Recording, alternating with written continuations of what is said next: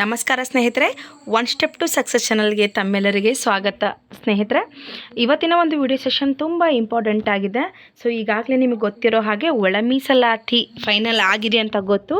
ಆದರೆ ನಮಗೆ ಬೇಕಾಗಿರೋದು ಮೇನ್ ಆಗಿ ಏನು ಅಂತಂದರೆ ಕೋರ್ಟ್ನ ಆದೇಶ, ಅದು ಇಂಪಾರ್ಟೆಂಟ್ ನಮಗೆ. ಸೊ ಅದು ಕೂಡ ಇವತ್ತು ಹೊರ ಬಿದ್ದಿರೋದ್ರಿಂದ ಇದೊಂದು ಗುಡ್ ನ್ಯೂಸ್ ಅಂತ ಹೇಳ್ಬೋದು.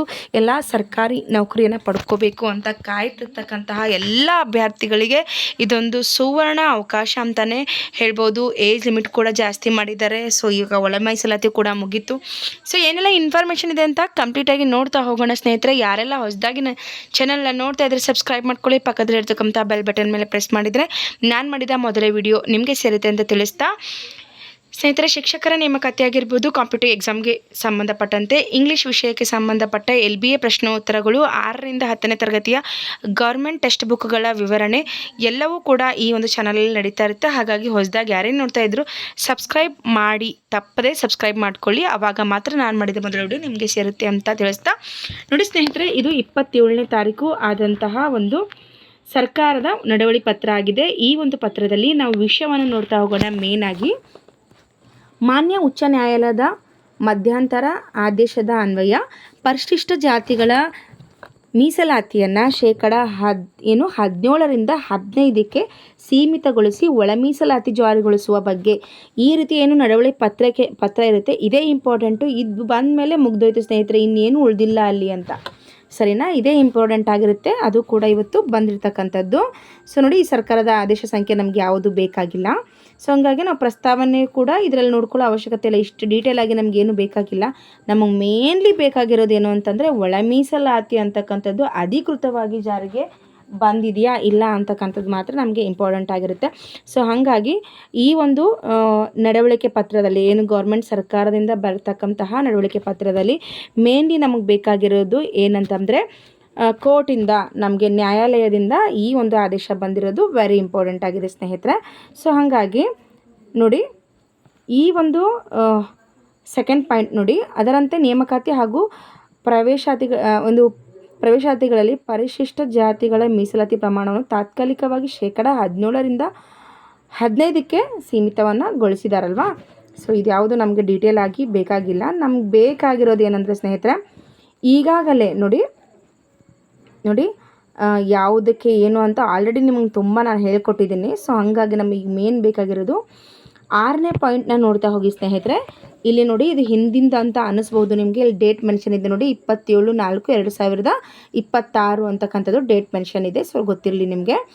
ಸೊ ಈಗಾಗಲೇ ಆರ್ಥಿಕ ಇಲಾಖೆಯು ಅನುಮೋದನೆ ನೀಡಿರುವ 56,432 ಹುದ್ದೆಗಳಿಗೆ ನೇರ ನೇಮಕಾತಿಗಾಗಿ ತುರ್ತು ಕ್ರಮಗಳನ್ನು ಕೈಗೊಳ್ಳುವಂತೆ ಎಲ್ಲ ನೇಮಕಾತಿ ಪ್ರಾಧಿಕಾರಗಳಿಗೆ ತಿಳಿಸಲಾಗಿದೆ, ಸೂಚನೆಯನ್ನು ನೀಡಿದ್ದಾರೆ ಸ್ನೇಹಿತರೆ.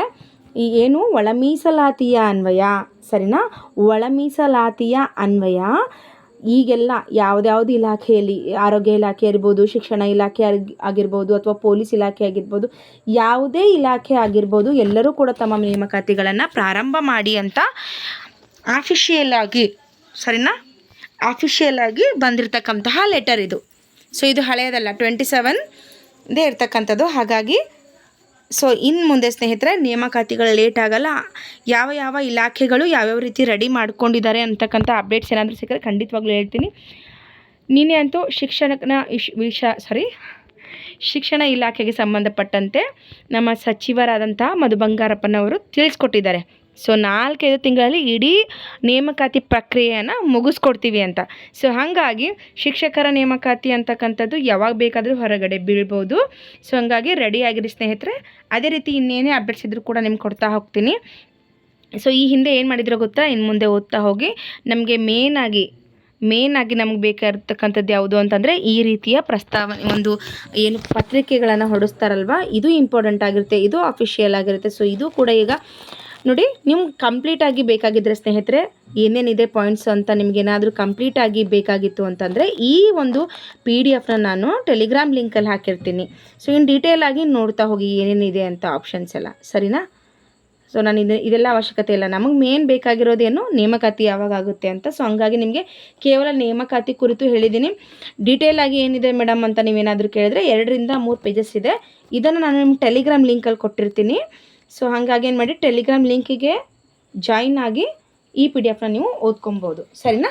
Thank you so much watching this video. ಏನು ಡೌಟ್ ಇದ್ದರೂ ಕೂಡ ಕಮೆಂಟ್ ಮೂಲಕ ತಿಳಿಸಿ, ಅದನ್ನು ಸಾಲ್ವ್ ಮಾಡಲಿಕ್ಕೆ ನಾನು ನಿಮಗೆ ಟ್ರೈ ಮಾಡ್ತೀನಿ ಸ್ನೇಹಿತರೆ. ವಿಡಿಯೋ ಇಷ್ಟ ಆಗಿದ್ದರೆ ಲೈಕ್ ಮಾಡಿ, ಯಾರಿಗೆಲ್ಲ ಈ ವಿಡಿಯೋ ಅನುಕೂಲ ಆಗುತ್ತೋ ಅವರಿಗೆಲ್ಲ ಶೇರ್ ಮಾಡಿ ಅಂತ ಹೇಳ್ತಾ ಈ ವಿಡಿಯೋ ಇಲ್ಲಿಗೆ ಮುಗಿಸ್ತಾ ಇದ್ದೀನಿ. Thank you so much watching this video.